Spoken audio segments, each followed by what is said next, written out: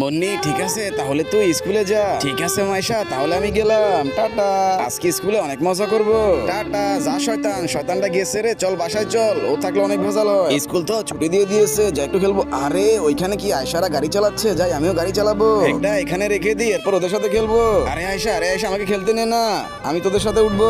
এই ফকিন্নি সর এখান থেকে, তোকে গাড়ি তুলতে দিব না। আরে এইটা কি হইলো, যা এখান থেকে সর, তুই তোরে গাড়ি তুলতে দিব না। এই আজকে ওরে অনেক শাস্তি দিয়েছি, তাহলে ভাই সাহেব রাখি।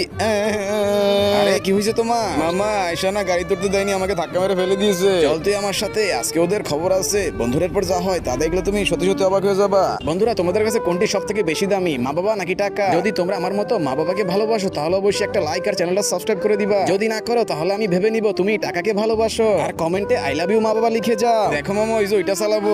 আরে ওইটা চালাবা? আচ্ছা ঠিক আছে, চলো আমার সাথে তুমি। ঠিক আছে মামা। এই যে আয়সা, তুমি একটু ওকে চালাতে দাও, তুমি পিছে বসো আর ও সামনে বসো, ঠিক আছে? আচ্ছা ঠিক আছে মামা। উনি উঠে বস আর তুমি পিছে উঠে বসো। আচ্ছা মামা ঠিক আছে। হুররে, অনেক মজা হইতেছে। বন্ধুরা তোমরা লাইক সাবস্ক্রাইব করে দিও।